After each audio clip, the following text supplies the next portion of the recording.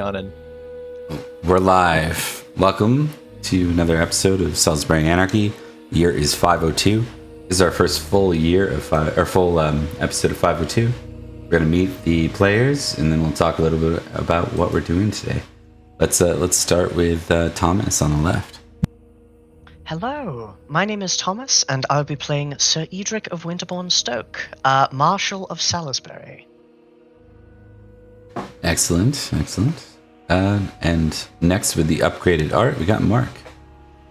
Hello, I am Mark, aka the Cat's Meow, and today I'll be playing Sir Florence of Idmiston, Barony of Axe, and definitely not secret spy for the King of Cornwall. King of insert here. Yeah, that's fair. Alright, we go to Liam next. Hi, everybody. I'm Liam. I am playing Sir Virgil or Sir Perin. It's unclear based on the picture and the title there, but I am super excited to get into some nitty gritty and maybe some war today. We'll see. It's unclear. You guys have had a lot of not war so far in Anarchy, anyways. But you guys are starting a war. I've been a prisoner and replaced with a doppelganger of myself, and even then we didn't do war. True. Okay, let's talk about things. Let's do it. We're gonna pick up. So if you're new to us, welcome. This is Pendragon version 5.2, which we will stay on until probably the Boy King era, at which we'll probably cut over to Pendragon 6. If there's enough to go on. I don't want to... Pendragon 6 is being rolled out kind of slow as far as like the starter stuff is great, but I need a whole ass game in order to get started with this one. So we'll wait till the whole ass game gets dealt with. Alright, so we started last time already addressing some fine points with our main characters in 502, but let's get into a little more detail as I cut us over to the Easter feast. Why don't you all give me with Virgil, Florence, and Edrich? Well, I'll leave it to Liam. I assume it's going to be Virgil because it's going to take place in the Sarum. But with Florence and Edrich, why don't you all give me your intrigue rolls, and let's start off the game that way. And not to derail, but I also want to make sure there's a pending conversation that the boys need to have as well. Yes. Yeah, we can probably start that too. Actually, good point. No worries either way. Just wanted to remind. Yeah, that's right. We didn't get to the end conversation. Let's start with that. Very sad intrigue. It's a very sad intrigue roll.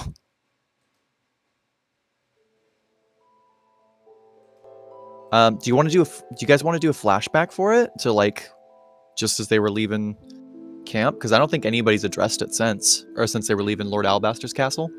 I think that would be wise, because otherwise we've been sitting on it for a while, which completely makes sense with Edrich. But also, I think a flashback makes sense here, right? I'm absolutely down. All right, you guys can do this. Take it away, actually, because I'm not here. I'm a figment of your fucking imagination. I think you guys see Virgil dump the gift from Lord Alabaster into a campfire and just kind of keep walking as everybody's setting up tent the first night of travel away from Alabaster's castle. And he does not approach you or say anything to you. He just does that and then holds off in his own little corner. Good, fantastic. It means he's fine and I don't have to say anything to him. No, it doesn't. I think Edrich says, like, the months of captivity, it's unclear what happened to him, even to himself, but he hasn't atrophied. If anything, he's more like a coiled spring. Someone with energetic 19 has to do something, or he will explode. And in this case, he Prison will push-ups. say... Yeah. he will say to Florence, I will speak to him about such matters. It seems troublesome. If you wish. I don't see too much of a point to it. Cat's out of the bag, as it were. Yes, but were it my brother, and it should never be, he says to Cynstenian, who is there rather pointedly, I would not wish to speak, but would at least wish to be addressed. Otherwise, it will fester like a wound, as indeed I believe it already is. I shall be anon. I doubt he will best me in swordplay, but then it has been a while since I have sword fought. I'll see you in a bit. And he will stride off past the burning tome. I'm just shrugs then. Sets up his tent. Well, you watch your guys set up your tent. Let's be honest. I don't have them with me though. Yeah, Oh, not really? nice. It's well, just far. You got a Shit. squire though, right? Yeah. I guess that's true. I Your looked at my kid- squire, put up my tent. Make a squire test, Florence, and see how bad it feels. Let's go. But Hey, you did fine. Hell yeah. Unlikely that he'd fail that, being as old as he is. Edrich will follow behind Virgil. Where is Virgil going? What is he doing? He is walking to the edge of camp, and he seems to just be standing there and looking out into the dark. It's unclear. From behind him, the familiar voice of Edrich, different from the doppelganger, but barely perceptively at all. Edrich says, Sir Virgil, would you like to talk? So awkwardly. What's there to talk about, Edrich? Well, the secret kept, in a manner of speaking. I know that you and your brother's relationship was not hostile, but somewhat acrimonious. You're referring to what Lord Alabaster said about my brother being alive. I am. And the fact that all of you seem to have been under the impression that that was the case. And the fact that no one told me. Right? Yes. Well summated. Alabaster is a fool. My brother is dead. There's nothing more to it. He says much the same. No. And he looks at Edrich with, like, real murder in his eyes. He doesn't. I don't care for any double speak, or any innuendos, or any euphemisms. My brother is dead. Any playing at anything different risks his family and mine. It does. And indeed, if he were alive, he would have come home to his family and would have resumed stewardship. His lack of Agreed. doing so does tend towards him being dead. All I have left of him is an empty suit of armor and an engraved blade. There is nothing left. If that is how you wish it, there shall be no more discussion. Alabaster said that to try to turn me against you. Both of you. All three of you, I suppose, if you count Cynstenian. He thought that I was so temperamental and unstable that I would lash out. But what he didn't understand is that all of you were doing me a favor. You understood. And you made the exact same choice that I did when they delivered the armor to me. There's nothing more to it. Alabaster's so. a fool. He has nothing to offer us. I have been on the receiving end of that judgment in the past. They see zest and zeal, perhaps, and consider us fools. On occasion, perhaps they are correct. They are rarely so. Lord Alabaster is a fool, and though it is perhaps somewhat of an own goal to say so, considering he did capture me, his sophomore philosophy failed to turn any of us against the god. I almost said the god of Adam, against God as well. As it is, he has succeeded only in inconveniencing me and slowing down the march of Salisbury. I am glad that he has not disturbed your equilibrium. Virgil nods. And it looks like he's going to leave it be at that, but I think as soon as Edrich starts to leave himself, Virgil puts out a hand and grabs him by the shoulder. He goes, "There is one truth you can tell me, though. Did my brother... was he responsible?" I do not believe so. Did he wish to kill Uther? Yes. Would he have gone about it in the way that it happened? Poisoning, perhaps. But we have the sworn testimony that others have done it, from the people who wish to do it themselves. I do not believe that he killed all of those people and himself. Too many have claimed to have killed the king. Far too many. But I know of one person who conveniently couldn't have done it because he was dead. That's all. I understand. He will not, and unless there is anything else, he will stalk back into the night. As you move back up, Florence just goes,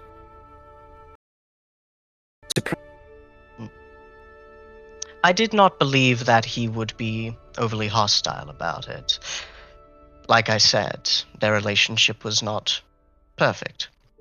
And No, that's whatever fine. else, matters are pragmatic. as well, it's not exactly a table around here now, is there? True enough.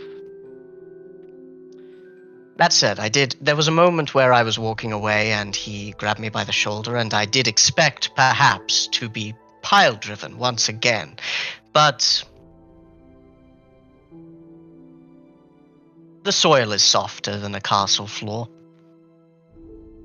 True enough. Speaking of ground, the tent. Make a test. He would have been 19 at this point, so let me just quickly... Just put a -1 mod. Yeah. Yep. All right. Yeah. Everything goes well with that stuff. If one of our dorks fumbled the tent, they would not be making it to knighthood. All right. One sec. But yes, that was good. Thank you for the roleplay. Good resolution. For the rest of the trip, Virgil is absolutely normal. Ooh. That's not good. Did you see that? He said please and thank you. Well, hold on, not too normal. Let's not go Got another crazy doppelganger. Yeah. It's the crow! Okay. Let me see here.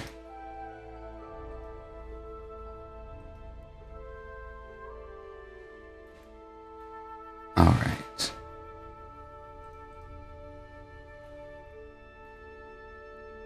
normal or Virgil normal? Yeah, you get it. Okay, we're gonna switch over. It is feast time. Feast time. And I'll get those intrigue rolls I called for originally. I failed mine. I succeeded on mine. I succeeded as well. All right. Actually, I'm going to take you all on a little tour in a second.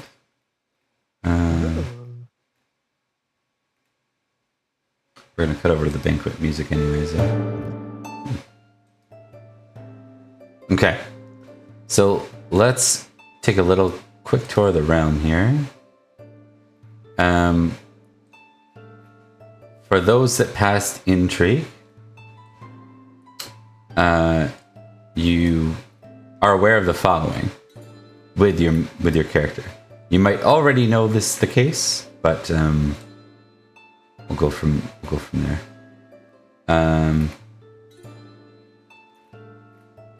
They say that the let me just make sure. I want to check one thing here. Apologies. So I will tell you the other part first.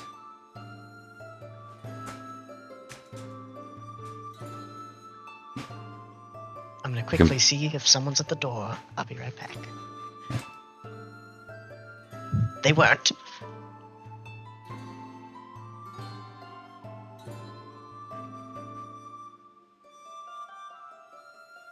Okay. Praise be unto our Lord Bordergore.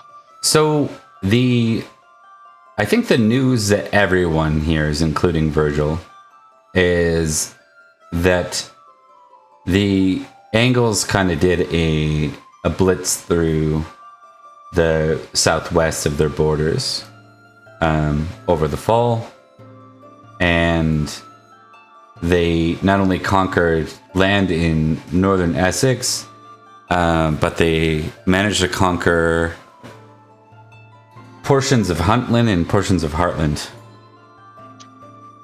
So bleeding into Logres now. Not a lot of news out aside from that. For those that passed their intrigue, and you might know this already with what was given to you last session, so keep in mind who you're playing and such, but both Bedegrain and Lambor are under attack from the Gales this season. And it seems that the county of Gentian, sorry, the Duchy of, not Gentian, Duchy of Clevum, rather, and Duchy of Rensis have bent the knee to King Nanteleod of Escavalon. So the rumors say. And you heard that this big fight that's about to happen up here is a result in the summer, is a result of the Angles' success in their sort of invasion. And the head of the Angles has called himself Bretwalda. Not only of the Saxons, but of the Britons as well. No claim, other than by force, of course. All right, so we'll dive in from that point. Strangely enough, Cornwall is very quiet right now. No further advancement. Okay, so with that, gang, we will get some app rolls. Let's see where you sit in the feast. I do no longer roll with advantage, despite being marshal, so let me see. Critical! Success! Let me start a new glory tracker. Oh, someone's dying tonight. Oh! Someone's getting thrown through a table. That is it. Yeah. Edrich takes a big step away. Do I believe I can beat him in a fight? Yes. Do I believe I can win it without getting pile driven through a table? No. Do I think I can beat him in a fight? Yes, of course. Do I think I will? That I'm less certain about. Is this Florence? Mm-hmm. It is. Excellent. This is. Below the salt. Don't you know who I am? I'm a knight of 6,000 glory now, you fuckers. I'll kill you. Is this what I was like? What is 6,000 now? What's the? Is that famous? That's not famous, right? 8,000 No, is famous is 8,000. 6,000 You're is still at nothing new. It's a long jump from 4 to 8. Yeah, doubles each time. That's true. Next one's 8 to Oh, 16. it's doubles. Gotcha. Yeah. 8 to 6. Oof. And that one's legendary, right? Yeah. Mhm. Interesting. All right. So we are placed. Let's go from there. So we shall start with Sir Florence. All right. So Florence is going to. Hold on, really important. There we go. Oh yes, the most important part of the night. Fruit tarts. Delicious. I think Florence is going to be focusing himself on being a good accompaniment of the feast. So he's going to use his temperance, or temperate, to show himself to be a good and temperate knight by sharing the wine and food among all the others of the high table. Perfect. And he is going to call upon his hospitality to do this. How hospitable. Exactly. Success, so this is with a +10, meaning I'm likely to succeed. And I succeed. All right.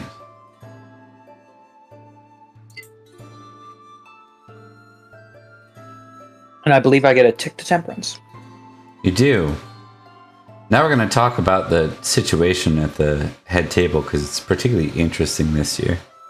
Yep. Oh boy. Sitting beside one another is Aethling Kinrick, Aethling Sled, Aethling Kellen, Aethling Kiniark of Kent, and then beside Kellen is Sir Ufo. And just off to the side of you, Florence, is Quitch CX. Ooh, anything are the angles. Indeed. And this is the high table. It's mostly external external folk. Lady Ellen and Robert are present here. Lady Jenna, based on what you guys proposed last time, Lady Jenna will be here as well. There's one other piece of intrigue I want to add to this that might be spicy. The Amesbury Abbey was raided over the winter. Specifically, it seems like they aimed to kidnap the Dowager Queen, who had returned to Amesbury Abbey. Did we find out who by? The raiders were Saxon, but they wore no mark, so it's unclear which Saxon group was after the Queen. The leading rumor is that they believe that the Queen was going to be taken and forced into marriage, thus strengthening someone's claim of legitimacy. So, Did they succeed, or was she still in Malahot? she was not in Malahut, but her knights fended her. They defended the siege. Very good. Yep, so she remains, but she's pretty shooken up, is the rumor. So. Ooh, there's gonna be blood. All right. Florence, the table, despite being filled with a bunch of Wotan-loving Saxons, they still respond well to your offers of food. None of them call you by name, of course. Well, Kinrick might, and of course, Sir Ufo has nothing against you. So, Yeah. and that is round 1 for you. Cool. We'll go to Edrich next. You wouldn't have necessarily known those things in the game, like who those folks were up there, at least the ones that weren't marked, until later. But because you're above the salt, you do. I'll just add their names here now, so we know who they are. Okay. Now, the question is, Edrich has something that he absolutely has to do, but the question is, should I wait until I get more geniality so I cannot fail? I really want to get a bead on all of these Aethelings and see what their deal is. If they're planning anything underhanded, if they're being here as a precursor to war, what it means politically, I need to know it. I need to know it so bad.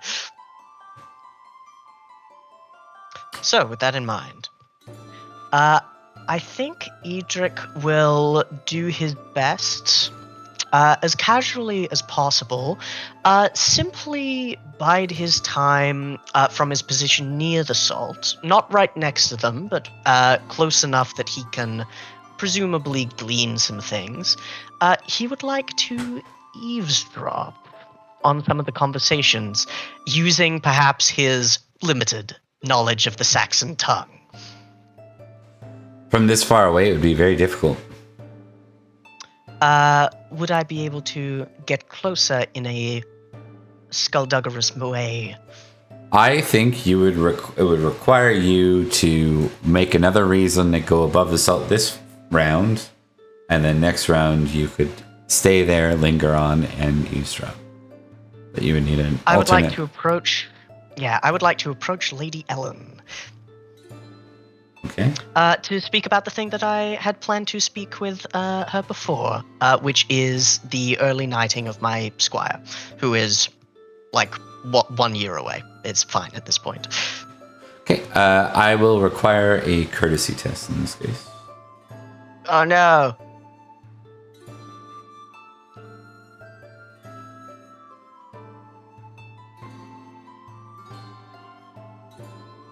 Success. All right. Well, let's address this then. So you managed to make it to Lady Ellen?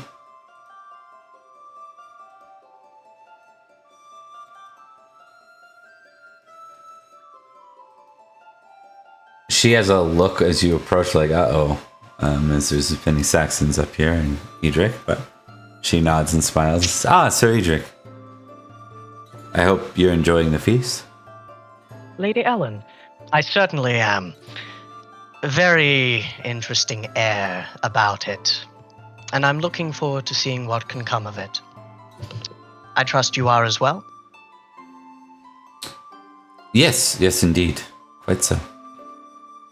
I'm glad to hear it. I will say I had somewhat ulterior motives with wanting to bandy words with you, and it is something that I promised my squire before my disposal, that perhaps shall remain unspoken of. As you may know, the southlands of Salisbury have been hit hard by the barbarian hill tribes, and none more so than my squire, whose family and his holdings were unfortunately destroyed. He needs, perhaps sooner rather than later, to be elevated to knighthood, both to bolster our fighting force in the field and indeed to ensure that his lands are shepherded. I have done as much as I can for him, and I would be remiss in saying that my doppelganger was not.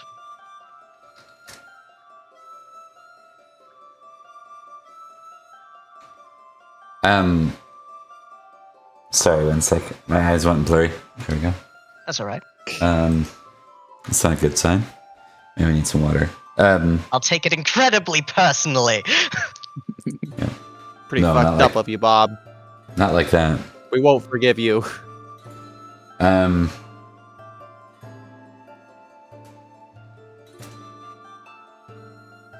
Okay, interesting.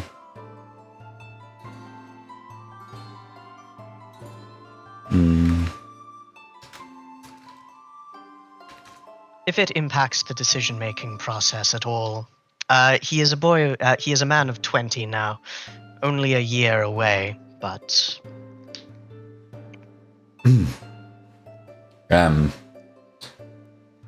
Sir Ufo is nearby, and he'll lean in and simply say,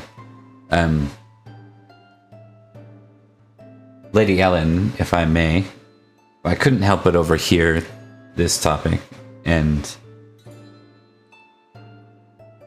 these times are different than the times of our past, at least the most recent years, under the stewardship of Uther and Aurelius before him. A boy should be given the right to bear arms to defend his lands. Lady Ellen has a look like she already kind of was coming to that decision point, but nevertheless she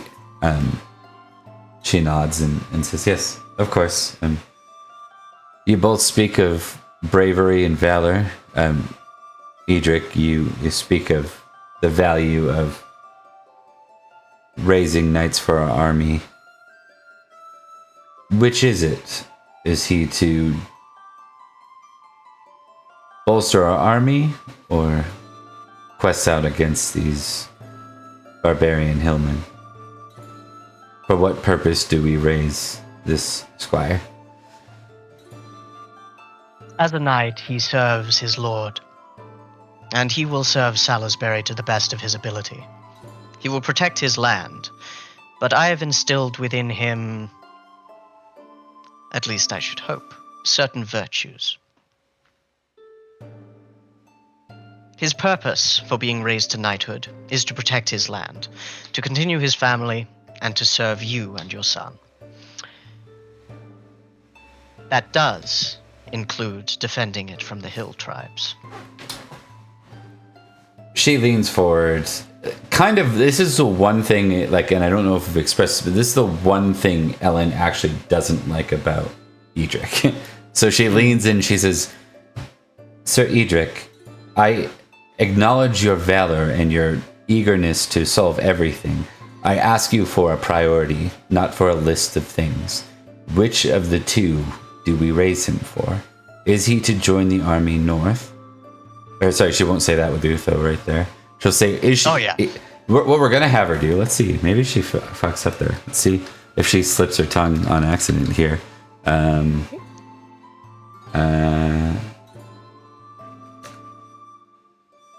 No, she like stops herself. She's like, is he to, and you can tell what's about to say. Yeah, Edrich like raises an eyebrow, like a singular eyebrow. Is he to join the ranks of the army in our defense and garrison of our castles this year, or is he to address the hill tribes?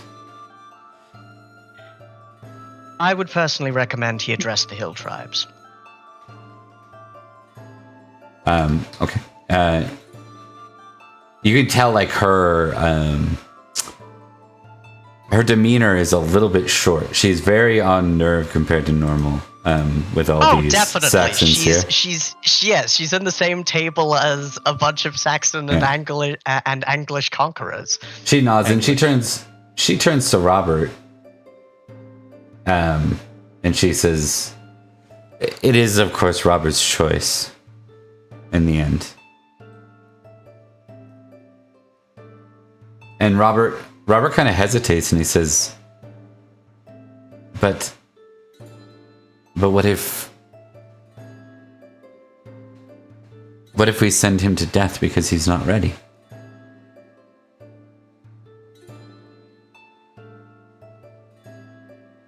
I know it's only a year, but a knight is many things, my lord. Among them is your servant. To send himself into certain danger to die, that would not be serving you. or his lands, or himself. I do not believe that the span of a year will make all that much of a difference. I have trained him as best I can. I do not believe the span of a year will change much. And our southern borders do need to be protected. All right. Brief aside. Shield Walrus and gang welcome in Raiders, and great to see you again, Sargana.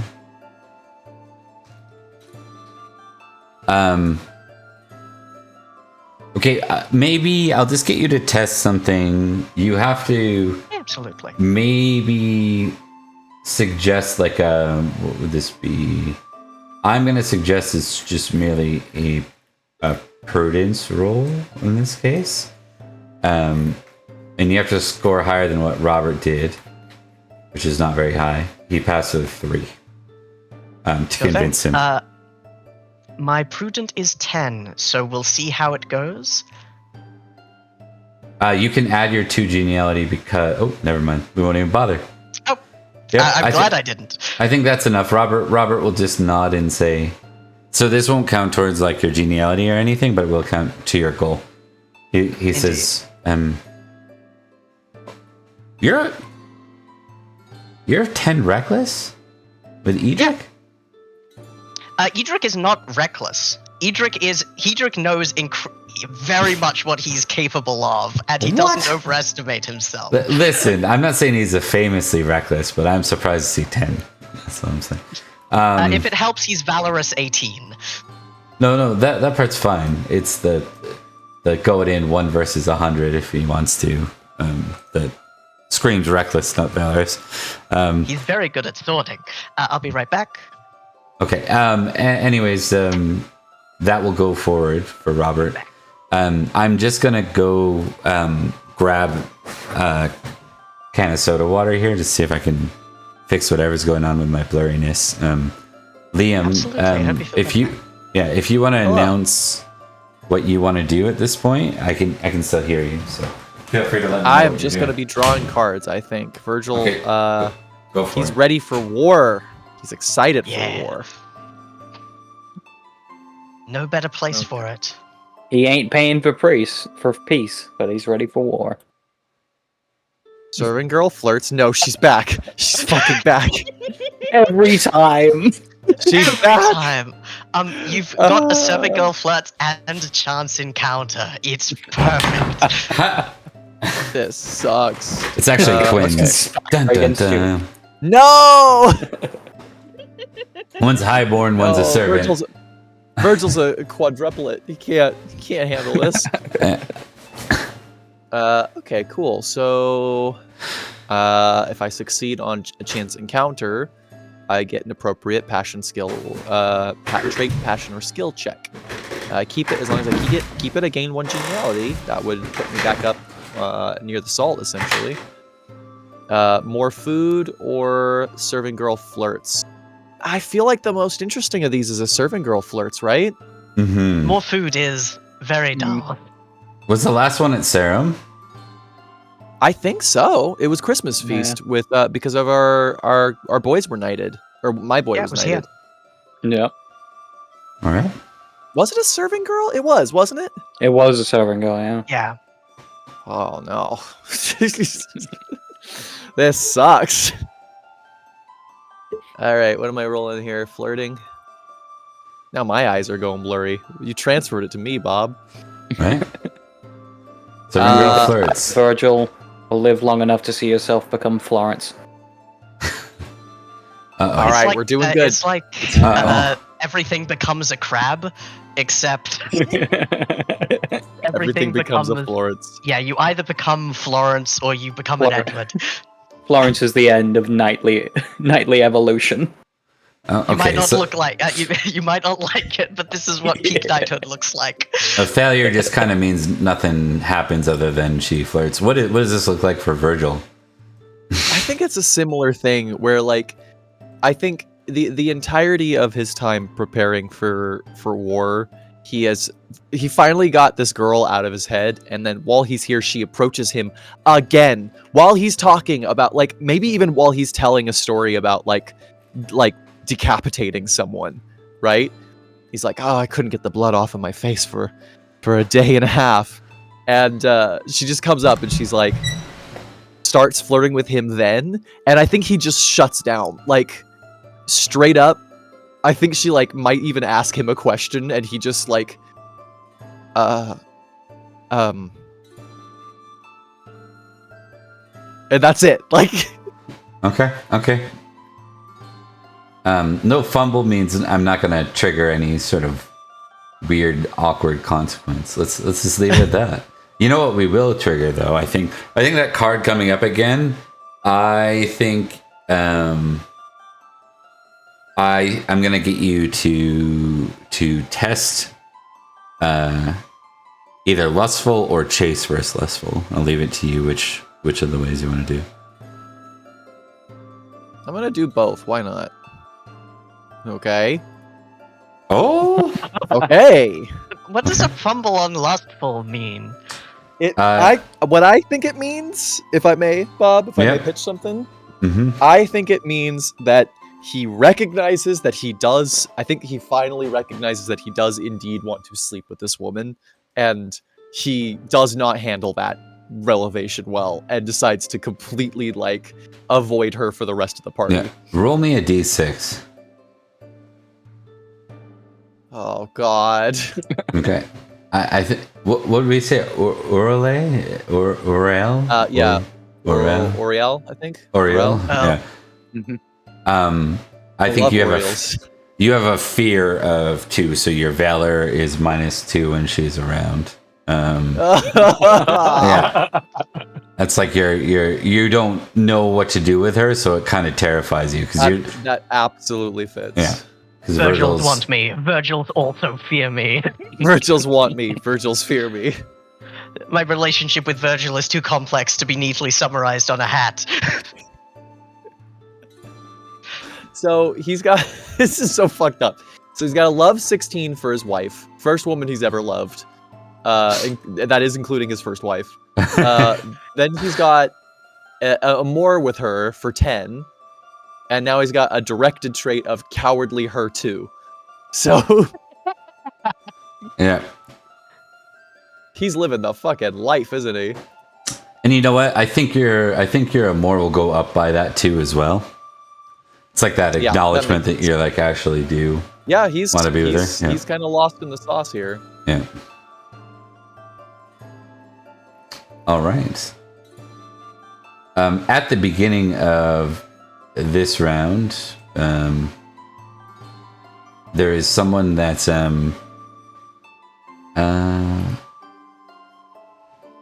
I will get. What do I want to do here? I don't want to make it something simple like awareness. I'm going to limit it to near and above the soul. So Florence and Edrich, I'm going to say, actually in this case, and I'm going to make it like a courtesy roll because I don't want it to be intrigue. It's more like observing something. I don't want it to be like awareness. So it's more like observing a faux pas. I understand. 15. Failure. Okay. Florence, you just kind of look over and you observe this, late teen, like mid to late teen, lady of the court. Not necessarily. I mean, you've run into a few that don't. They dress more in the squire nature. Certainly appears that way. Trying to kind of get to the high table, and Sir Bar is doing his job and keeping her from doing so. So, Okay. yeah. And then we'll begin round 2 with that. I think what Florence is going to do is investigate what's going on with this. Okay. Make his way over and, like, be like, what seems to be going on here? Make a heraldry test. That's going to be your action for the round. Success. Okay. the mid to late teen wears a lapel. Is that what represents coat of arm of Humble Creek Manor?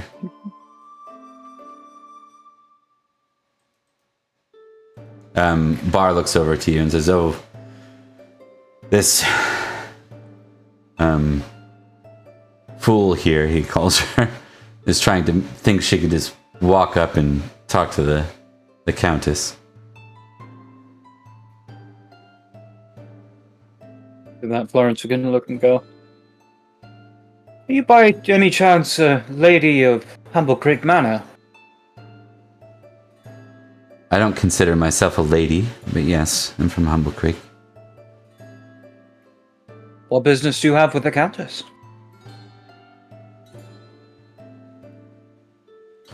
I'm gonna see, because you are. What's your honor or glory right now?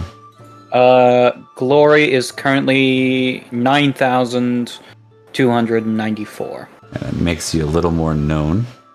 She just kind of raises her brow and like looks at you, and there's like a sense of like, do I know this heraldry? Do I know this person? She's like, doesn't really. So she's like, who are you to be asking such a thing anyways? One who sits at the high table. Where Amongst the Countess Saxons, does. she says. And like they all look at her. This is going to shit pretty quick. Yeah. Florence just laughs at that and goes, No, I am no Saxon. In fact, I am from here myself. I consider this my own. Tell me, is your business with the Countess important? Or would you consider it to be so? There's a hesitation, but she nods. Says, I consider it to be very important. It's about my future knighting. I still have 3 years, and I'm without a knight.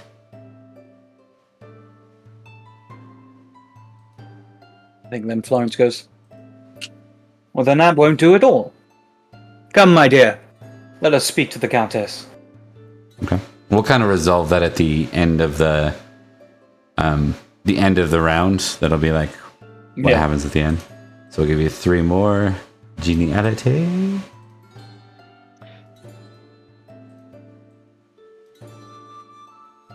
All right. That brings us to Edrich. Edrich is going to do the thing that he was setting up. He legitimately cares about Ground's knighthood and believes it to be the best for Salisbury, but that was his secondary objective. His primary is listening to some of the conversation and getting the medieval vibes of the situation. Focusing in on the Saxons conversation? Yes. Right.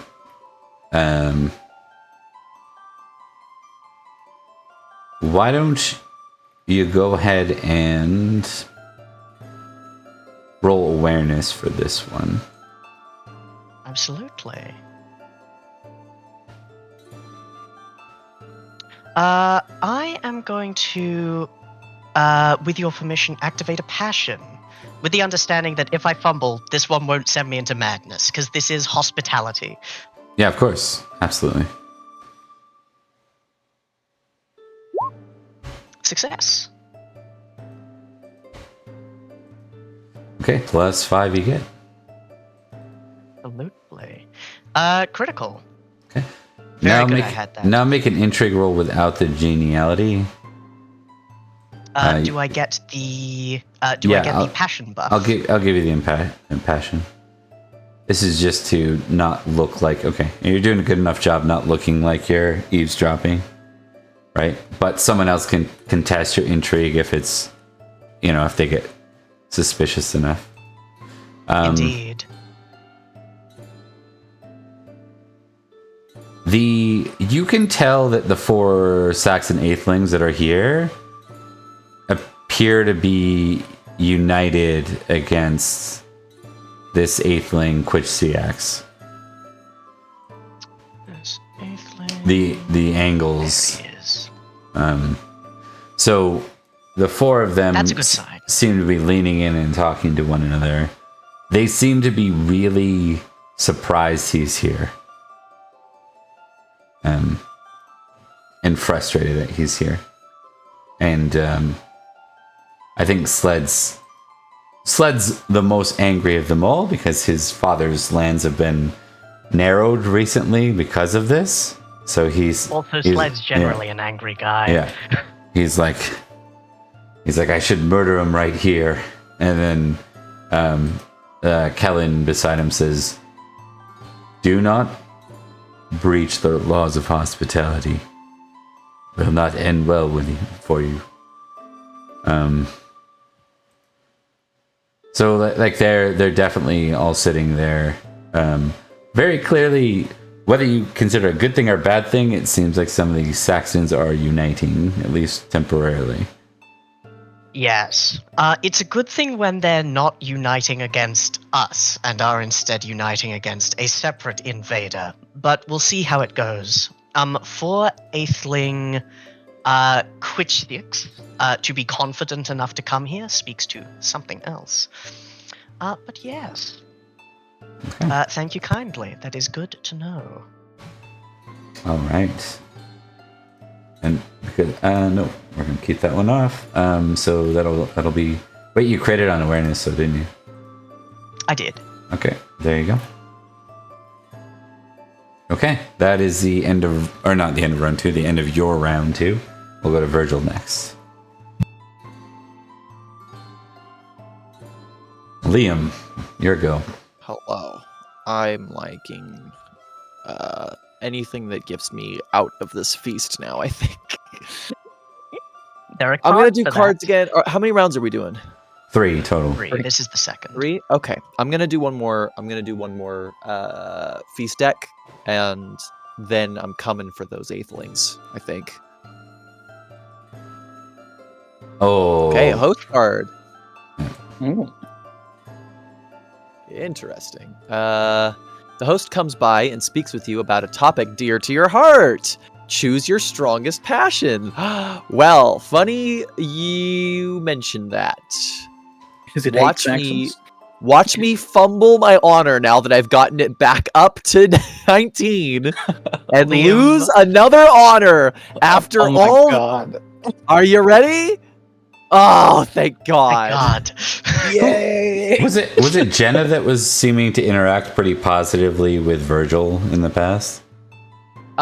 He's had a pretty decent relationship with all of them so far. Yeah. Robert, he keeps trying to corrupt. And Jenna, he has been consistently treating Jenna as if she is a normal person, which I think she has appreciated. I think Ellen's a little nervous about Virgil because she sees more of what he is, you know. But he's got a good relationship with everybody there, at least in Virgil's mind. Okay, I think we'll say it's Jenna. I think she's intrigued by, so like Sir Ufo probably has a reputation for honor as well, and I think she's looking to get away from the high table full of Saxons glaring at each other, and this Ufo situation. I think she approaches Virgil to ask what his thoughts of honor. What does honor mean to him? Why is it so important for knights? Honor. Well, it's... Do you know when you hear a piece of music and it sits with you, you keep thinking about it even after it's left the room or you have? Do you know that feeling? She nods. Yes, absolutely. Could you describe what that felt like to me? What it looked like? What to call the different parts of it? Not the music, but the feeling itself.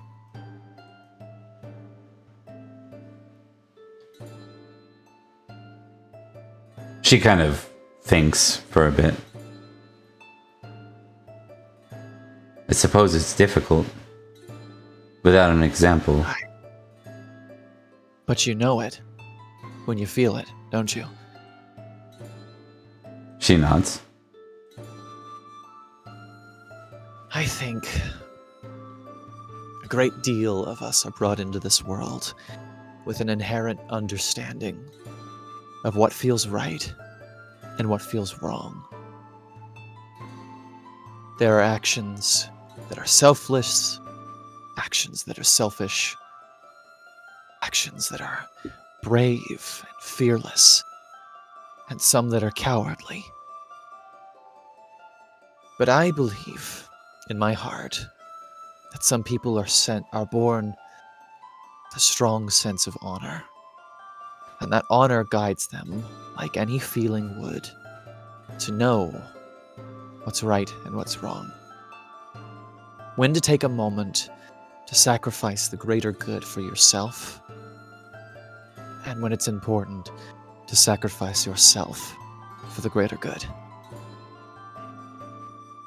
Honor's hard to describe, Lady Jenna, but you'll know it when you see it. You'll know it because doing anything else will make you feel wrong. She nods. Why do you ask, little one?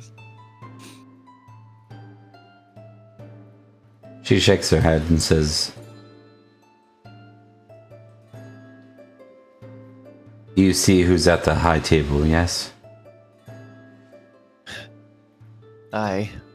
He hasn't stopped looking at you all evening. No.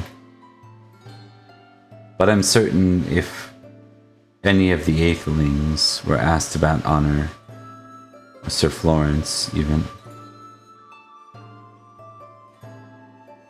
they would all claim to be students of it, servants to it in some way. And yet, everyone has a different take on it. Aye. Some men delude themselves into thinking it's one thing more than another. The truth is, and I'll tell you a secret, the truth is that no one can define what honor is for you. They'll try, believe me. Every word you hear will be someone trying to tell you what honor is. But only you can know, because you'll feel that feeling, or you won't. Trust your heart, Lady Jenna. She nods. Thank you, Virgil. I appreciate it. And I appreciate you. Not often that many people come to ask me for advice, certainly not those that are dealing with matters of the heart and country. But I appreciate you seeing me. I know that you'll tell me what you believe and not the words I wish to hear. Aye. That's what my honor compels me to do.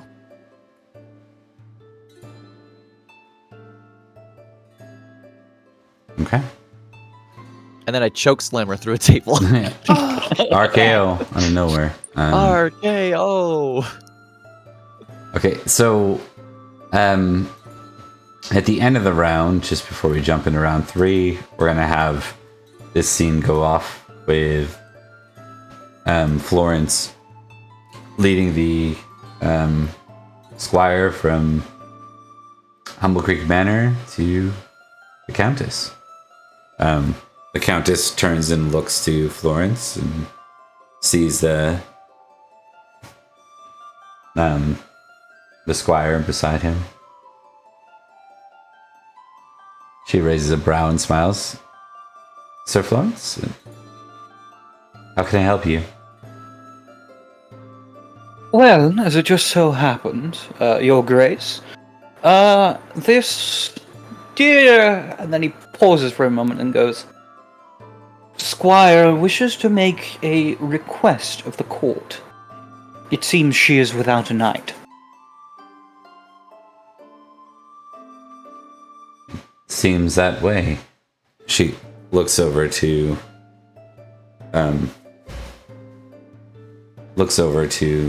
the squire and says,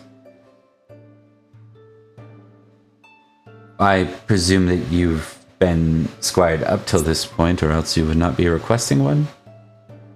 And the girl nods and says, that's right. She nods and says, might I ask who your knight was then? She nods.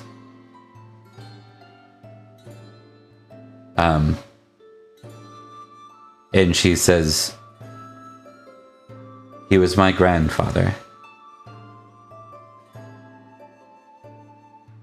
Lady Ellen nods and says, and your grandfather was highborn? And the girl nods. Indeed. Though he did not wear it in the late years of his life. They called him the Huntsman. And he died killing his brother. She points over across the table, almost like threateningly, to Quitchiax. And at that point, that is like a huge faux pas. So there's like a big thing, and Quitchiax locks eyes with the girl and like goes to stand up. And I think Sir Ufo goes to stand up beside him and says, you should sit back down, Atheling. And the other 4 Saxons stand up about the same time. So there's kind of this big disruption at the table. Lady Ellen says, everyone, please, we don't need conflict here. I've offered you my hospitality and I mean you to keep it. I should remind you all that we have far more knights than you have with you here. And they all kind of like look at each other and everyone sits back down. But it's drawn the attention of pretty much everybody in the feast. Maybe even people at the, depending on whether you want to, I think it'd be safe to say, even below the salt, there's some commotion going on up at the high table. And then it seems to be quelled.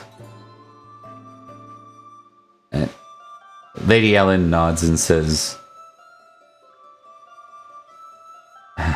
now that that's over, I will ask you to mind your manners. The girl nods with a sigh. Oh, of course. Sorry, I've been away from court for some time. And Lady Ellen says, I see that.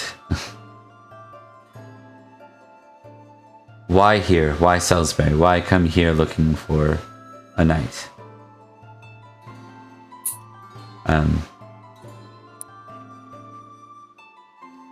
She looks around a little nervously. And then she kind of says, after a long deep breath, she exclaims, because I believe my father knighted here. Though it was never confirmed, I believe my father to be Sir Goratrix of Winterbourne, Stoke. I called it the moment I saw her.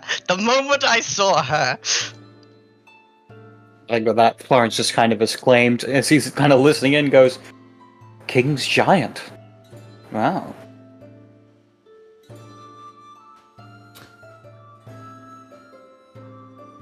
Nah. So,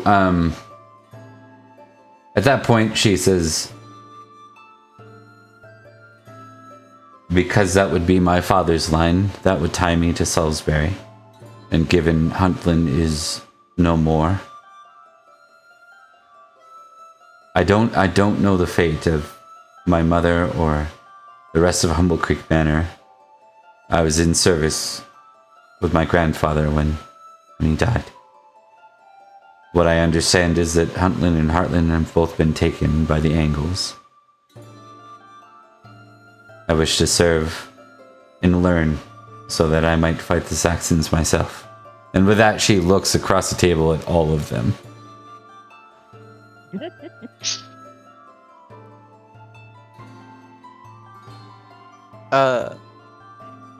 Virgil gives a look to Edrich here. I don't know if Edrich is in earshot of the conversation, but very much You- like a coiled viper. You are, because the whole court kind of came to a stop after that. Oh, indeed. Edrich is in a unique position of having just elevated his own squire to knighthood, or at least will very, very shortly. He's not saying anything, though. He's very much aware of Goratrix's ill-fated affair. Oh yeah. I think everybody but Virgil was involved in that shit. Rhodri, Oh, yeah. Edrich, and Perin. Or Florence was. Yeah. I think Yeah. Virgil certainly heard about it because it created so much crap for... Indeed. He Yeah. definitely did hear about it. It was everywhere. And the guy who he fought went mad and went into the forest. And apparently taught this person. But yes, Edrich matches the gaze. And very much like a coiled viper is listening to the conversation. He is more focused on perhaps the target that is being painted for the Aethelings at this moment. But he's very much interested to see how this giant bastard of his line will be. She says, she kind of continues to look around a bit frustrated now that like there's all this attention on her. She says, is Sir Jaren here by chance? He never did return to Heartland. I'm sure he would take me. I think with that, Florence would interrupt and go, Sir Jaren has not been seen in 8 years or so. Almost a decade.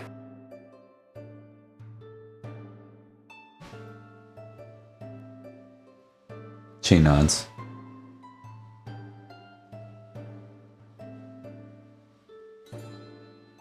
I can fight. I can mend wounds. I can hunt. Surely there's someone that is in need of a squire. I think Edrich looks at the ceiling almost as if consulting an unseen god. But to approach this situation, it would be sort of rude, right? Out of curiosity, has Edrich told Florence about how he's planning to get his squire knighted this year?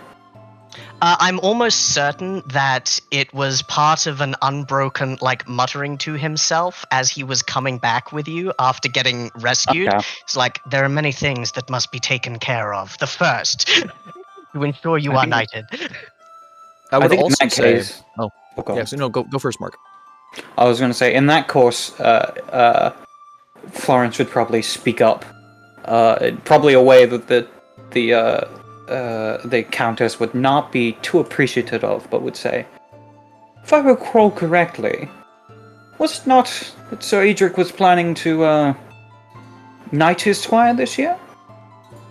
Would that not indeed leave him open in such a position? Robert's like putting all the pieces together. He's like, yes, yep, we're gonna do that next actually. And he's like all excited about it.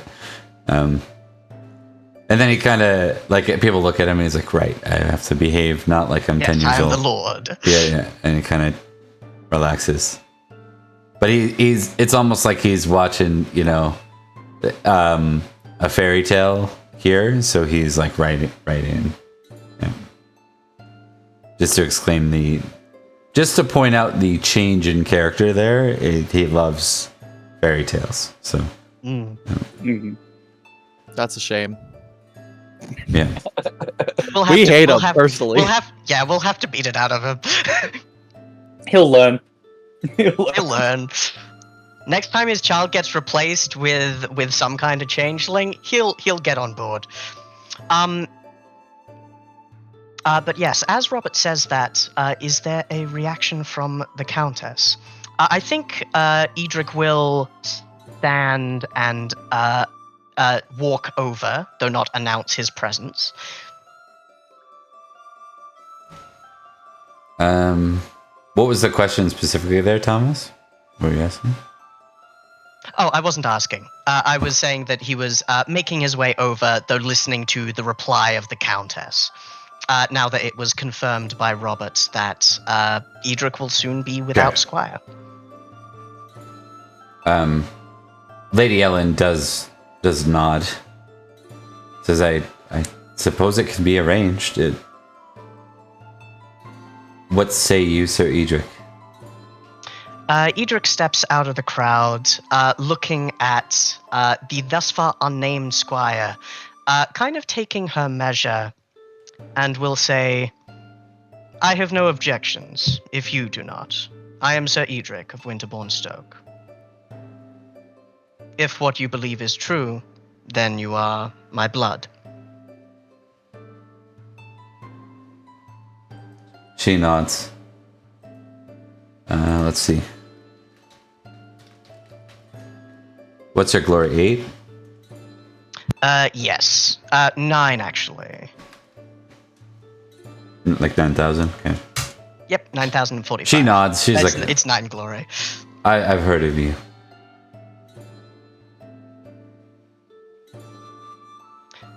Should you wish to be my squire, I will warn you. Though the years will be short before you will be knighted, it will not be easy. Though I imagine you are not accustomed to anything but struggle. She nods. You can fight, you can mend wounds, and you will learn all the more. After this feast departs, we shall discuss your strengths, your weaknesses, and your fears. We shall work on conquering them all.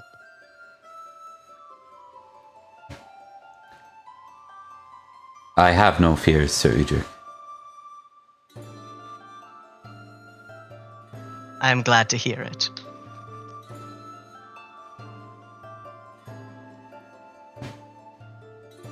I'm Rian. I hope to be Dame Rian one day. I hope that will be the case as well. Currently, my squire still remains, but once he is knighted, we shall sort matters out. In the meantime, you may attend me if you wish. There's still a pretty big faux pas with it, so like, the unspoken piece is that no one's changed the rules in Salisbury around knighting of females. Like, though it clearly happens more, and during Anarchy, there's been We've absolutely... seen them, but it hasn't happened here yet. Yeah, exactly. The We've rules seen haven't them, been officially we've met changed. them, but as it is, I think Edric's like, she's a Winterbourne Stoke blood. She'll either be insanely good at murdering or very, very clever, and I'm leaning towards the former. All right. Okay, so we Besides, will... he's... Yeah, I was just going to say, he's no stranger to controversy. He married a Saxon. That brings us to round 3. So we, even though that kind of felt like a Florence scene, it will not be. We're going to move to, and Florence, you can tick generous for that. Yay! Oh, it's already ticked. Makes sense. Tick merciful then. He's a generous boy. Yay! There we go. All right, and it's your go for the end of the feast here. All right, I think Florence, considering that the party has ground to a halt, I think his focus is going to be trying to get the party back in, get people back into a feasting mood. Trying to think of what that would be. You gonna lead a dance? What's his dance score?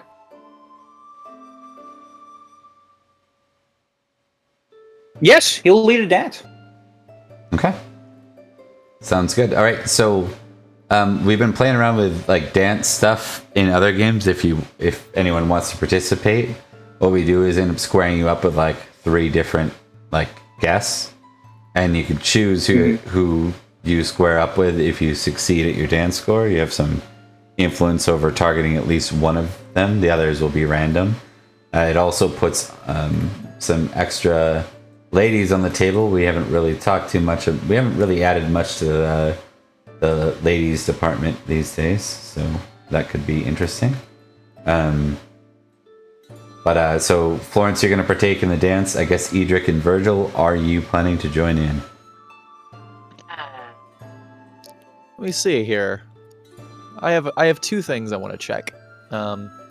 My dance skill is a 3, so I don't think Virgil's specifically inclined to it. No. Then I need to see.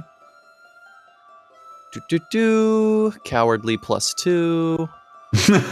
Okay. Oh. Yeah, why not? Okay.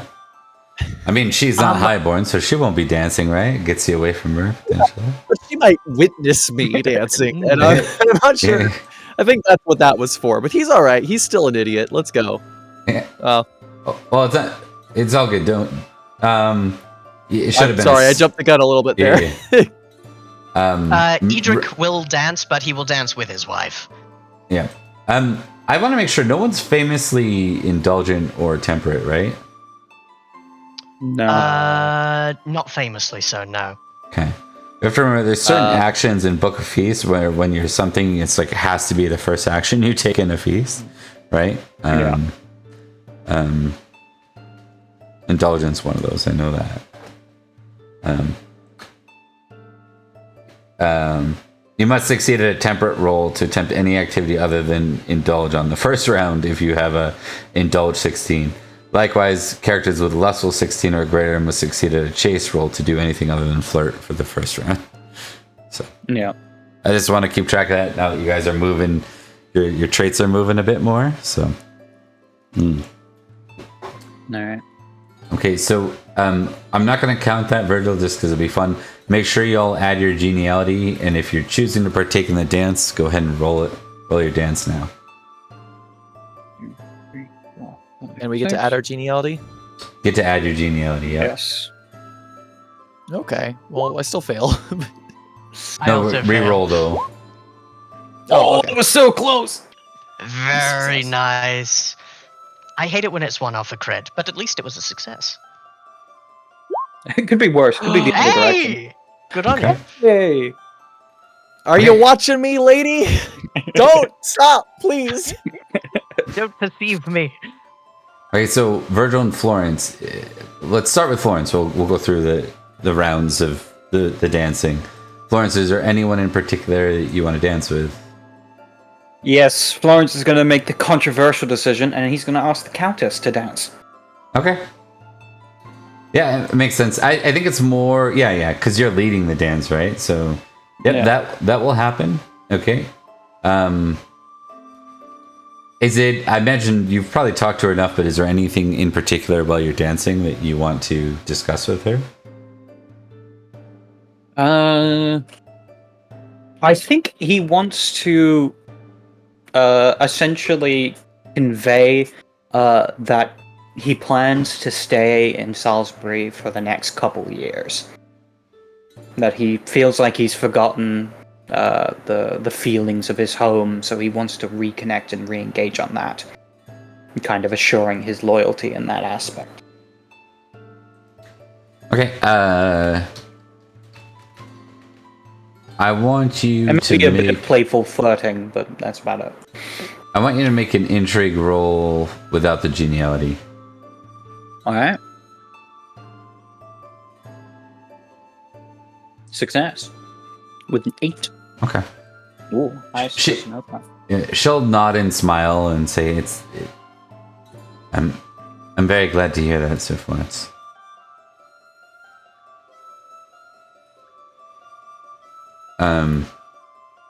So the dance will continue. We'll go back to Edrich in a second because Thomas is away. We'll go to Virgil next. Sorry. Very well. So, the Aethelings. Are you dancing or no? Are you dancing? Oh, yeah. Yeah, I gotta... Oh, who am I dancing with? Right. Yeah, do you want he is to dancing. pick someone? Well, it's his wife is here. He should probably Yep. dance with his wife, right? Yep, makes sense. That's why I'm asking. So, yeah. Okay. Because I think every decision is a decision. Or, and is this more even just... indecision is a decision? Yeah. Is this more of a show of things? Like,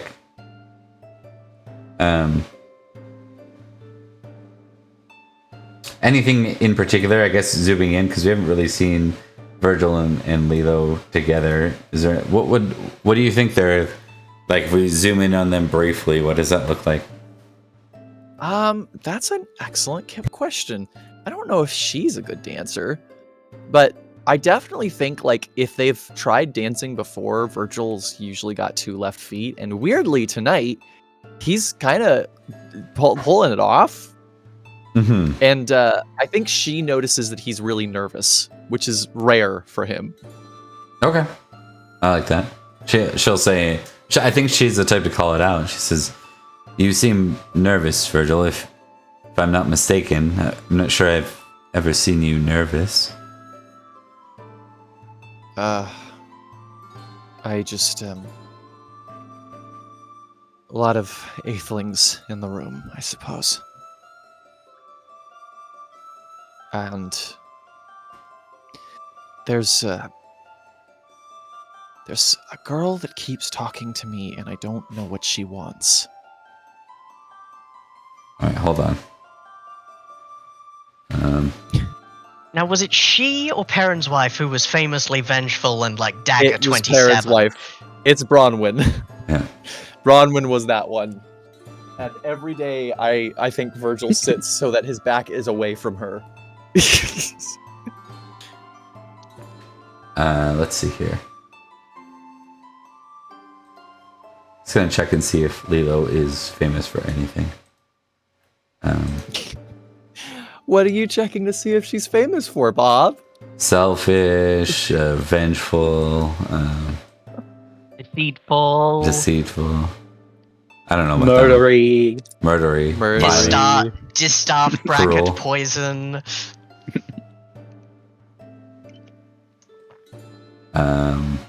In the meantime, though, I think I'm just gonna... Oh no! There we go. Let's just see what the roll is first. 12? Okay, 12's not crazy.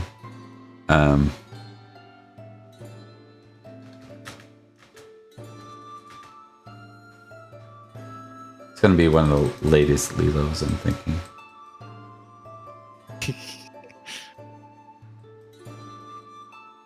I don't know which one it is. It's come up too much. So we're gonna say that there is just... She's like unsettled by that. Like she's pissed off. But not at you per se, but might as well be, because you get the same outcome. She's like silent and frustrated.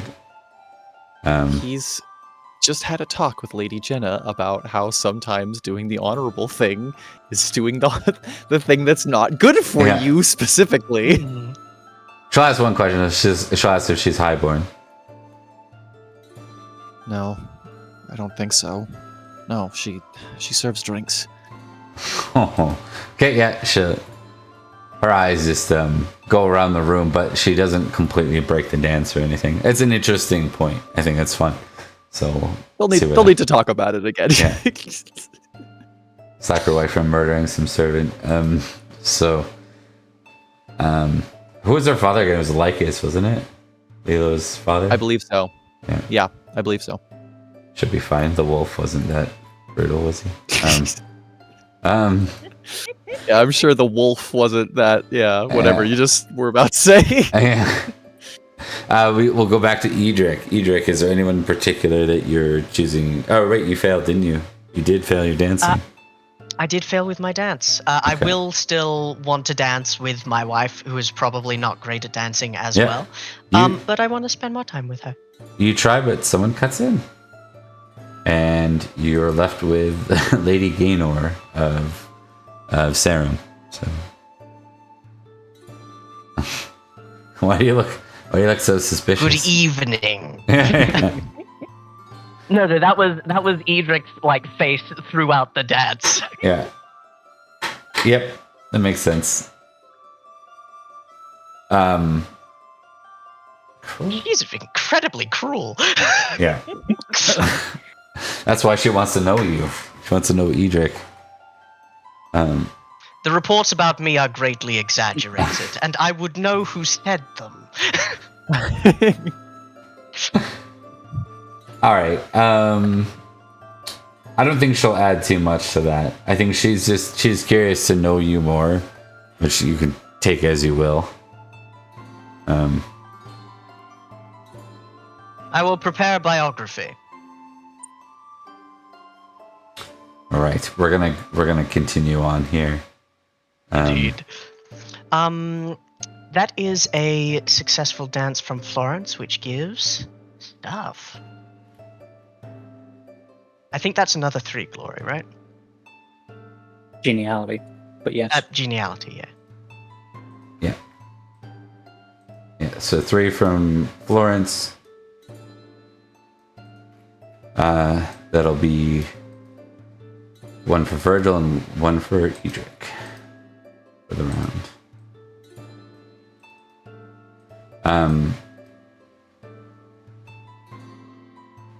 You end up dancing with Lady Olala, I guess would be the way to pronounce that. This is for Florence. And we'll figure out who your 3rd round is as well. Neighboring region. Neighboring region would be... Let's say it's the Midlands.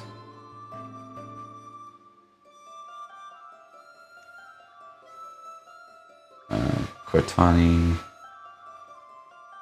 Linden. Oh, interesting. Okay.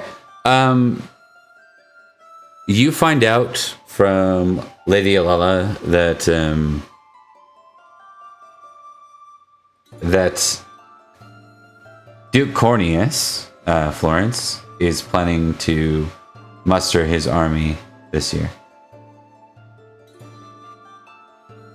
Interesting. Yeah. So in the north, in Linden.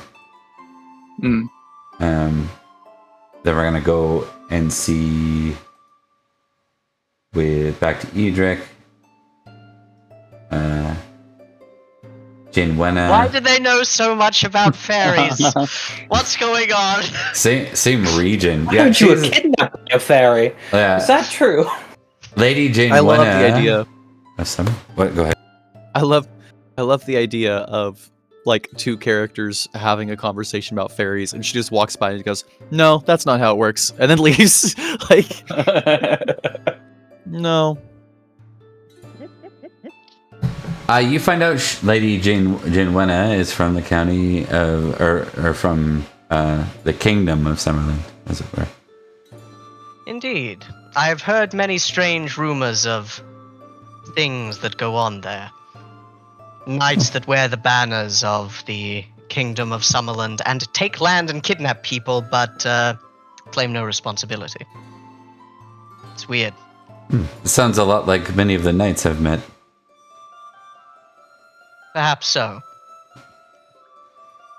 All right, and we'll continue. Virgil, let's see who you end up being paired against. I'm gonna test this something. person's very racist. I know exactly what you're gonna test. Yeah. Oh, give me 1 second, real fast.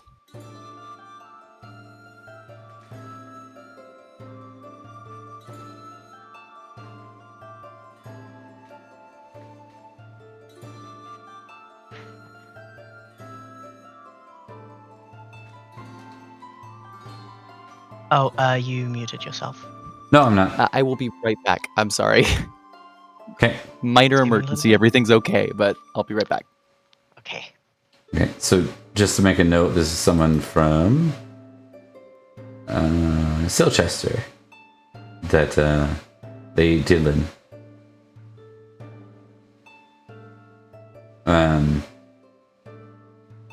So we'll kind of gloss over that one. I don't think it's too important. Then we'll do the last round to see what we're dealing with. Lady Phalwin of neighboring region. Let's see.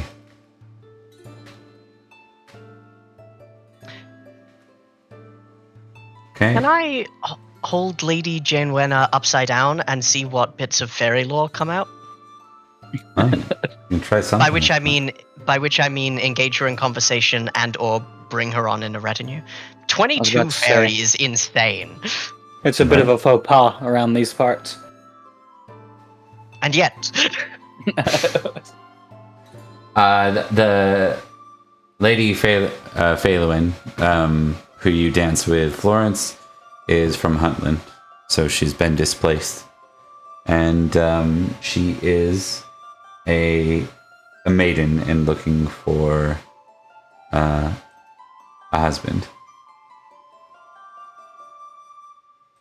She is an heir to a manor, a single manor. All right. Good to know. Continuing through, Lady Pedwin, fully random. Let's see where this person's from. Saxon Shore, Carcolin. So the Angle lands now. That's who you're dancing with, Edrich, for your last round, Lady Pedwin. She seems like a really good character, but very, very worldly. I think that's the most standing out. A lot of modesty, honor, very well read, but also very well read, and doesn't believe in a lot of the superstitious stuff that other folks do. So, let me tell you some things about that. You best start believing in fairy tales, Pedwin. We're gonna check last for Virgil as well, and I'm gonna make another test on that. A lot of very worldly people. It's almost like we're in some kind of time of uncertainty or something. Yeah. Lady Bedina, same region, so South Counties, Salisbury. And yeah, so that'll be the end of the feast, gang. So I need to hire Janewena. That's a skill that's too useful to let go of. make a note. I don't think you're going to be able to pull that off here, especially because she's a lady, so it's not hireable per se. But yes, no, definitely. Make a note, and that is now a contact you have. So what we did determine for Virgil is his stalker did not intervene and try to dance with him, even though one. That's a shame. You saw very briefly, Virgil. You did see her like just kind of on the edge, just standing on the edge, like watching. She was trying to, but she never got the opportunity. Yep. And otherwise, wasn't a lot to write home. Up my fear. I could feel her watching. I think add a 1 to it for sure. Yeah. This is becoming a problem very quickly. Yeah. You need to also get a fear of Lady Lilo. No, and just have them compete. It's not the same. It's not the same. My wife tolerates my weird stuff, my psychoticism, but this woman seems actively interested in it, and that is a problem. That's scary. I'm scared of that. Even Virgil is like, nah. No, something's wrong. I mean, I'm into it because I have an Amora, but like, I'm kind of terrified by it. Something's deeply wrong with you, and I know that because something's deeply wrong with me, and I'm deep down bad, and I recognize it.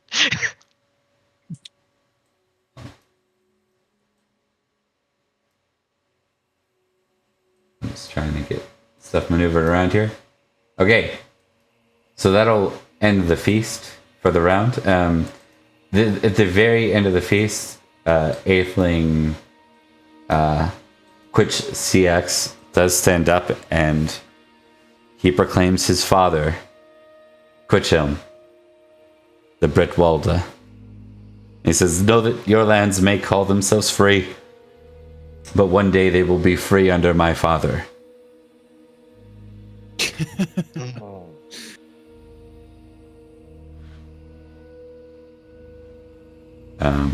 Good to know. I'm guessing the other Aethelings don't take that well. No. I think Sled pounds the table and he says, "We will see you in battle." And yeah, that will end. Sorry, go ahead. It's a testament, perhaps, to Edric's poker face that he isn't bouncing up and down like a child in his seat, clapping his hands, very much like Robert. Make a courtesy roll. All right, Look, I have to. let's talk matters of Salisbury. Okay. So, what are your parting words for your squire, Edrich, before he's knighted? Is it Tremorig or is it the other one? Which one is? It's Grown. It's Ground. Trimeggs is Florence's. Yeah. Ground beef. So ground beef. Edrich will say, "These are times of great upheaval and great difficulty for everyone. But misfortune has struck you more than most. I understand that it can cause a kernel of discontent in one's heart and for anger to fester. Bless you. But when you become a knight, you have a duty. As you once did to me, you now serve our Lord, Count Robert. And you are one knight amongst many. Do not let vengeance overtake good sense, for you must now look after your land. And when the time comes, I will offer as much assistance as I am able to defend your home from those who took it from you. But do not make unwise decisions in the course of achieving your goals." All right. Edrich, give me a unmodified prudent roll, please.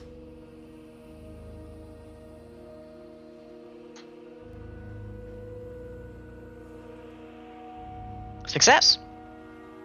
Okay. I'll take note of that. I would have done it with something that I'm specifically good at, but if he hasn't gotten as energetic as I am, then he wouldn't have been a good squire. Understood. Okay, so matters of war, fellas. I believe you were aiming for Marlborough. Is that correct? Let me take a look at the map again. Yes, that's right. Attacking Kalne might be good, but then we have to siege twice rather than once. Okay. We should probably talk a little bit about the Ambrosius Dyke. That is a little bit of a land barrier, so it will slow an army down through it. That's a good point logistically speaking. Would it be better to go up the path through Marlborough, or would it be easier to, from devices as a launching point, go up the road that exists? Either or, you would have to cross the dike is this structure here that kind of goes all the way through. It's like a natural barrier for you guys. So, Marlborough would take you through a mountain forest path. Calm is a little bit more of an open road, but is definitely less direct, and has many spots for an army to be sighted long before reaching Marlborough. So, let's start with the basics. Do we intend to invade Gentian this year? Yes. Yes. Is it an invasion? You plan to claim land and hold it? Yes. Yes. I believe that's the case. Worst case scenario, we can always pull back those goals and just turn it into ransom instead. But we need more land. And Just Gentian has, conquest. yeah, and Gentian has offended us. Hmm. Okay. Ultimately, if we don't have the capacity, we'll just make it a grand raid where we take stuff and ransom. But I believe we have the capacity for conquest. Okay. Let's talk about level of defenses left at the castles. You have castles spread at each wall. Are you going full garrison to north, south, east, and west, or are you going to utilize the garrisons in this invasion? We're going to keep the garrisons, in the marshal's opinion. The east, is it the east or the south which would protect from Wessex? Because I'm less worried about them, but I'm still worried about them, you know? Yeah, so let's maybe go over this. So we kind of did mention last time it's going to be a really tough, like, not only are you raiding, you're planning to invade and siege. So doing so without either the support of mercenaries or without emptied garrisons to some degree is going to be very tough for you to muster a big enough army. Yeah. If you face any opposition whatsoever. That's why we got mercenaries. So you are hiring mercenaries then? As mentioned last time, yes. Okay. I have the purse to allow it to occur. Okay, 1 sec here.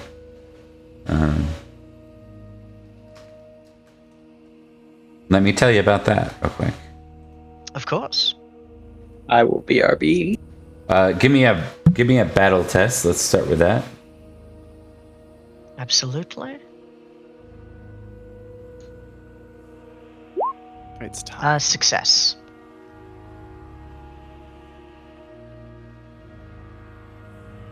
Okay. You know what? We're gonna take our first BRB just because I'm gonna fill up a water bottle, and then we'll come back and do this in a minute here. See you guys soon.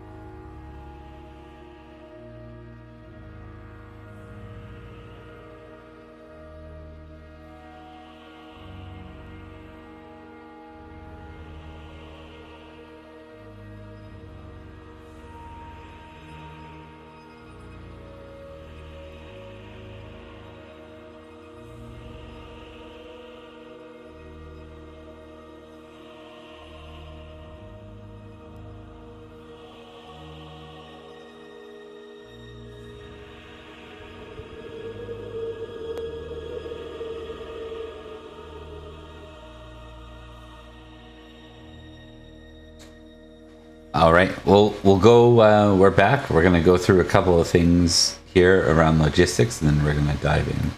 So we were talking a little bit. Maybe we'll just go around to the castles. Will devices be fully garrisoned, partially garrisoned, or not garrisoned? And by not, there's always a skeleton crew. Okay. Partially. Because we're attacking from that place. Do plane fully garrisoned, partially garrisoned, or skeleton crew? What did we decide? I think we decided ages ago that I'm paying for a full garrison, I think. You don't have to. You are castellan, not your devices. Yeah. Yeah. Oh, right. Okay. Yeah. As far as Duplain goes, we're going to... I'd recommend partial. Yeah, partial. Partial? We need all the people we can get, but we still need it staffed in case Wessex tries something. Okay. What about Ebel to the south? What are the main strategic threats? Cornwall and Dorset to the direct southwest. Dorset. It's kind of a southwest road, right? Technically Saxons, but the Saxons would have to go through the forest, be like way out of their way. But technically, yes. Technically, that's a good point. Yeah. I'm leaning towards no garrison. Yeah, skeleton. However, no garrison. Yeah. Okay. And then, what about Vagon? Main concerns with Vagon are Cornwall and Summerland and the Fae, right? Yep. I'm thinking partial. I don't expect Summerland is going to attack, and I just don't want Cornwall to get any ideas. Okay. Noted. So partial to Duplain and Vagon. Skeleton crew and devices because you're launching from it, and then what about Ebel? What was it? Was it partial? Skeleton crew and Ebel. Skeleton and Ebel. Okay, noted rather. Now, for the next matter, you have a mercenary choices, which I tested battle for you. So there are a few different high-ranking mercenaries in the land. Let's go through who they are. One that's off limits to you guys, of course, is Praetor Siagris. Siagris' mercenaries. I'd quite like to hire him. Yeah. I don't see them accepting our call. Yeah. There's Brassius. You go in first. Brassius' knights are the most expensive. They're not necessarily... they're the most expensive, not necessarily the largest amount of knights. That would actually go to Siagris, has the largest amount of knights. So Brassius is quality over quantity. There's Cador, who is the second. If you remember Cador from Duke Orlo's lands, his group is the second largest mercenary group in number. And then there's the wild card, Sir Hellifer. Now I'm going to give you guys each a recognize roll +5 because of Thomas's battle roll there. So all three of you can make a recognize roll +5 with your main or with your character representing Salisbury. That's definitely not romance. I spent a summer with him. Okay. Okay, so you know what? I'm just gonna count that 1 from Virgil too, because it makes it easy. It would have been a 1 out of 11. So all of you can. No, we're not gonna make any ticks on this. Sir Hellifer is the son of an architect from Rochester. He never obtained a position at Uther's court. What he is known for is getting and using batteries, engineers, and troops willing to climb up ladders. So Could be useful Not for a siege. Yeah, definitely a good skill set. In terms of, say, mechanical stuff, is he better at it than Edrich at a 13? you don't know. Well, he's known for it, but I will say there's not a lot of. You're going with like a hotels.com starring rating versus a formal starring rating, word of mouth and reputation. They seem to put a lot in him being the son of an architect. Yeah, architects don't make great strategists. I think they can. It's in a siege. I think Edrich will definitely bring this to the council, and specifically Florence and Virgil. And it's unfortunate he can't hire the Black Dog, but he would say, "I'm leaning towards Sir Cador. If nothing else, then the money that goes into him will go to useful causes later." Oh, I guess that's true. I should step back one. There is the Black Dog too. Yeah. That's true. How does the Black Dog's forces compare to what we've seen so far? Oh, they're the coolest. Right. They're like the best. They're like, I mean, there's like a guy. His name's Brian. He just joined us. He's pretty cool. Lower number than Cador and Siagris's. Lower quality than Brassius and Cador. So he's probably in the middle, I would say. It's like, if you want good number, if you want like, rather than like deep spikes in certain areas, if you want the across the board, like, you know, above average, that's the unit right now. That's the reputation, I should say. Are they cheaper? Yes. What are the prices? I don't think they're cheaper. Cheaper than Brassius. Brassius is the most expensive. Cador's second most. Hellifer is probably cheapest, and Black Dog's probably right above Hellifer, actually. All right. The other thing about them that might be worth noting is they're currently up here. No. Oh, yes. So if you did hire them, they could actually attack from a different direction.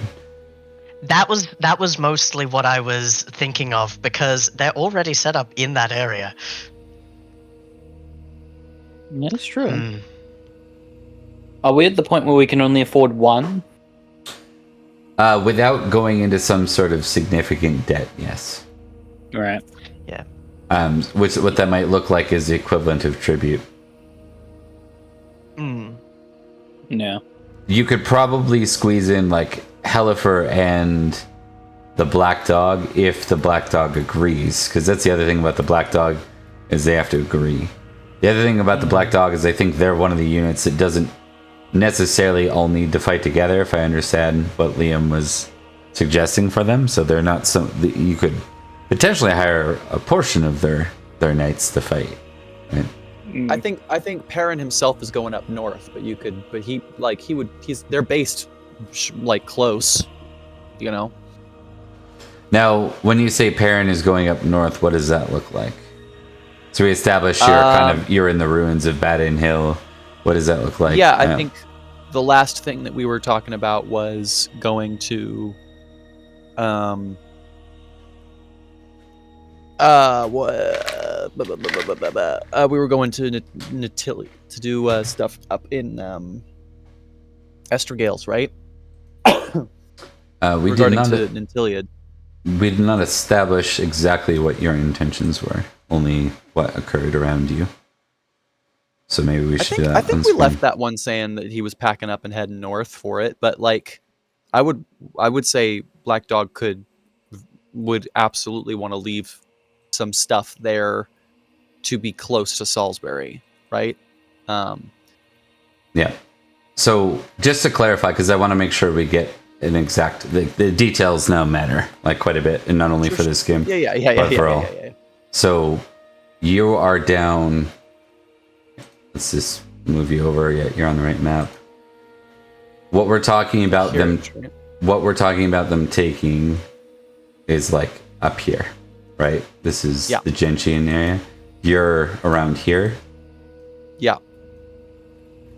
The swords are where Nanteleod is rumored to be going. Right. Bedegrain and Lambor. And then there's Lindsay, who's apparently mustering, and then there's the north, like Mellahut, North England, right? Mellahut, Dira, Buracum. Oh, I remember Malahut. Or Nohat, Mellahut, and Dira. Yeah. So, when you say going north, where are they going? I believe the last thing he got was word that Nanteleod was moving, and Perin was going to go up to that area where Lindsay is mustering and where Bedegrain is seeing some conflict to see if he could poke around and get some work and some influence out there. But if that doesn't work, maybe he hasn't done that yet. Whatever's most applicable here for you. No, you absolutely could. But there is multiple forces in that area, so I'm curious who he's intending to offer his services to, or is he waiting to hear who's calling for mercenaries? I think he'll wait to see who's calling for stuff.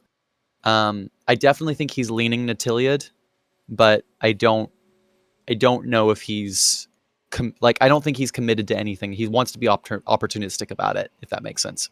Okay. Bedegrain and Lindsay are calling. So Duke Corneus and Lindsay, and a knight of Bedegrain that claims to be of the kin of the former king of Bedegrain, the one Uther wiped out, are both calling for mercenaries. Okay. Nanteleod is not calling for anybody himself? Correct. Okay, interesting. I mean, who does it look like is going to win? I don't think you know who. Bedegrain and Lambor are on threat of being invaded. Nanteleod now commands multiple kingdoms worth of. Basically, the forces of Cambria have more or less folded under him now. Okay. Here's what I think. And I know this is not super vital for this, but I think Perin is going to work for Bedegrain, but I think he's going to try to use that to be a double agent and offer information to Nanteleod. Okay. All right, we will deal with that. I'll get with you and we'll discuss that in better detail another time. For now, then, we'll zero in. I think that, to me, that means that there will be no force coming from the Black Dogs units for Marlborough. I think it's just... I think that makes sense. Yeah. He didn't know you guys were invading stuff anyway, so... No, 100%. That does... I was torn between the Black Dogs forces and the asymmetric warfare that could come from that, but I think Cador's probably the best of the options. They're more affordable than what's-his-faces, and pretty good. probably more numerous. Not to mention, we're also funding a Cornish resistance. So it was what did you say you were going with, Thomas? Sorry? Sir Cador's forces. Okay. Noted.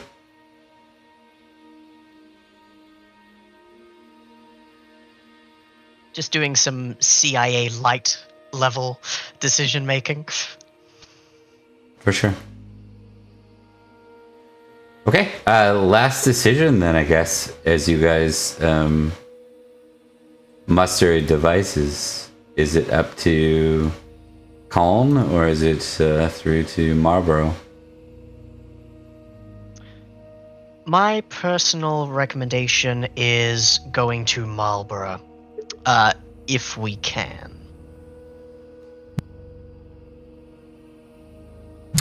Be a long way around. Do we want to have a war room with like the three of you here so we can do this a little bit in character? Okay. Sure. So we'll have this in Uphaven, because I think that's probably where you're going to muster if you're going the Marlborough way. So I think you're deciding, are you going through devices or not, right? So, Indeed. yeah, and we'll kind of set the scene in Uphaven.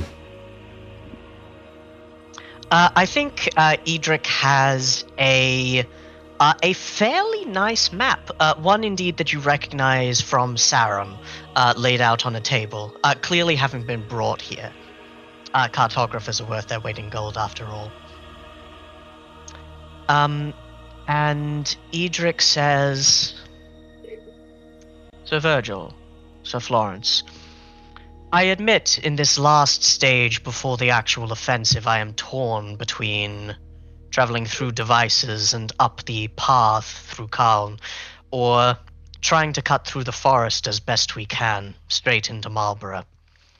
Speed is of the essence. We cannot allow ourselves to be caught in an extended war of attrition.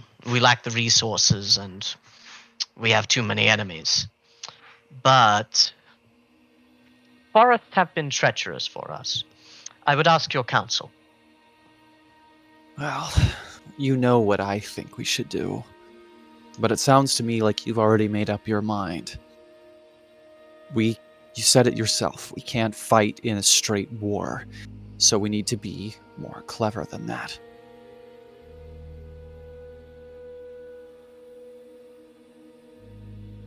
Sir Florence? Marlborough seems like the most direct answer. As well, once we conquer Marlborough, the rest of it would be much easier to do so. I doubtlessly think that we could end the war there quite quickly enough. Once one cuts... Yeah. Oh, sorry. I didn't mean to interrupt. No, it's all right. Besides, in Callan, as it is itself also functioning as a city, we'd find ourselves suffering many more non-knight casualties than perhaps we need to. Very fair and a merciful approach to it. We will need to ensure that our path up to Marlborough is as smooth as possible. We shall need to have our best hunters ensure that our travel there is done with the greatest of stealth. I do have my hunting dogs, if that would help. It may. I believe that is the best path, and as you say, once Marlborough is conquered, we will either face a divided enemy, or we will face one that surrenders. Ideally, this will be a quick war, one that we can end with relative haste, and when we can set up a count in a position that, well, serves the Count Robert. Actually, is he Earl Robert or Count Robert? Earl. That serves Earl Robert. That will be its own complicated issue, but I'm sure we can solve it once we get a better idea of how Marlborough runs itself. Indeed so. In the absolute worst case scenario, we die in the forest. Should the enemy prove too much for us, I do believe we can still conquer Marlborough. We can take a number of highborn captives, and we can retreat into more ransoming territory. Make it a grand raid rather than a war of conquest. But I believe we are up to the challenge. With this in mind, we can march on the morrow. I apologize, Sir Virgil. I know that you wished for devices to be a staging ground, but you will taste the fruits of this labor, I assure you. It'll serve as a decoy, then I can live with that. Understood. I shall marshal the men. Yeah, it's my job. All right, folks. So, the question I have for you is this. Do we want to dive into the siege? I will say this. Liam is incredibly tired, and Bob has been having blurry vision and stuff and might need to either sleep or eat. It will be up to the people on the North American side of the world. Okay, that's fair. I think I'll pass my prudence score here, and we'll go ahead and close it out for the night. When we begin, we'll be right into battle. I do not want to make this like a 6-episode year, so we'll be zeroing in on that. Liam, I'm going to send you some messages for the rest of the stuff, but why don't we go ahead and do some outros, and we'll close down the session.